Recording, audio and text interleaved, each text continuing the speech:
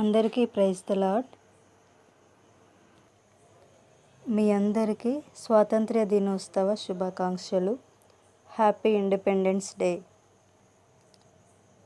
ఈరోజు దేవుని వాక్యంలో నుండి గలతీ పత్రిక 5వ అధ్యాయము 1వ వచనము.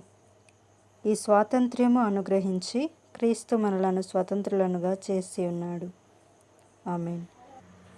ఈ స్వాతంత్ర్యము అనుగ్రహించి క్రీస్తు మనలను స్వాతంత్రులనుగా చేసి ఉన్నాడు. హల్లెలూయా. దేవుడు మనలను పాపమనే బానిసత్వం నుండి, శాపపు కట్ల నుండి మనలను విడిపించి, యేసు రక్తము చేత మనలను విడిపించి, క్రీస్తు మనలను స్వతంత్రులనుగా చేసి ఉన్నాడు. హల్లెలూయా. మొదటిది, సత్యము మనల్ని స్వతంత్రులనుగా చేస్తుంది. రెండవది, దేవుని ఆత్మ ఎక్కడ ఉంటే అక్కడ స్వాతంత్ర్యం ఉంటుందని దేవుని వాక్యం సెలవిస్తుంది.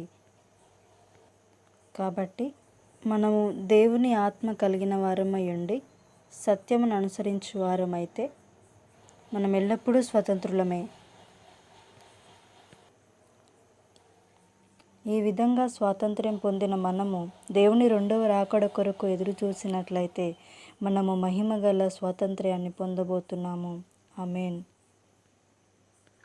ఇట్టి స్వాతంత్ర్యము నా ప్రభు మీ అందరికీ అనుగ్రహించునుగాక.